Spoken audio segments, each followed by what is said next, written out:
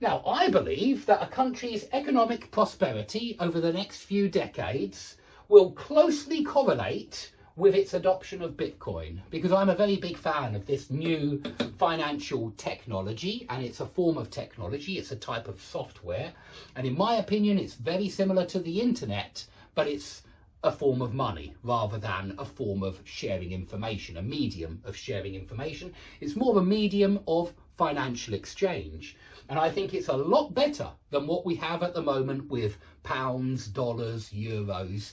And the main reason why it's a lot better is because with pounds and dollars and euros, the government will always make more of those whenever they want to go to war, for example, and they need to spend a lot of money to go to war.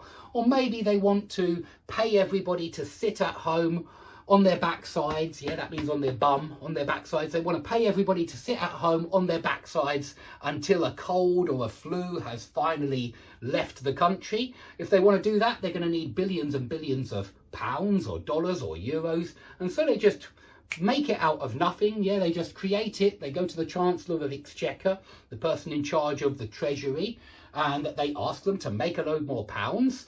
And this is called a loose monetary policy, a loose fiscal policy. Basically, you're creating lots of new money, lots of new pounds or dollars or euros. That's why I don't like that particular system. Quite often it's called the fiat system. Fiat currencies, they're called.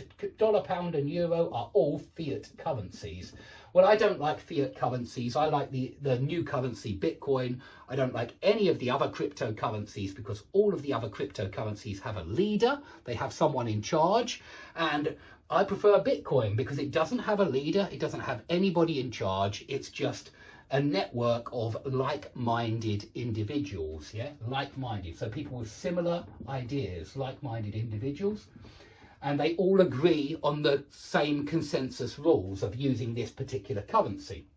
So I think that Bitcoin is ushering in, and that means bringing in, it's ushering in a new era of lasting prosperity. Yeah, I'm an optimist. It may not seem like that sometimes. Sometimes I talk about things which are quite depressing. So things in the media, for example.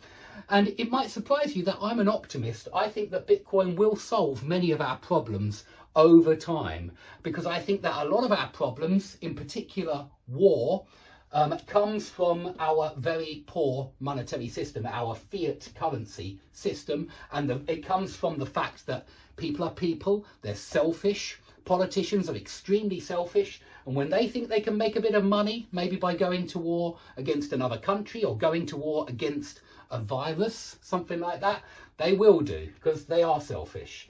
And so I hope that Bitcoin can usher in a new era of lasting prosperity. Yeah, prosperity is a period where the country is flourishing, the country is doing well.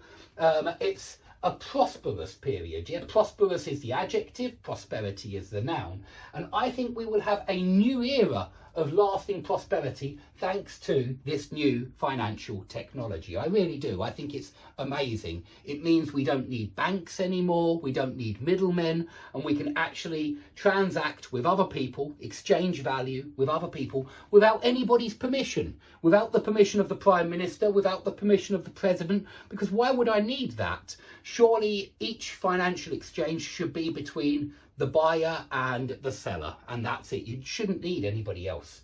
So yeah, I think it will usher in, it will bring in a new era of lasting prosperity, prosperity that lasts a long time, sustained prosperity, you might say. You could even say sustainable prosperity, prosperity which can be sustained. So all of those will work.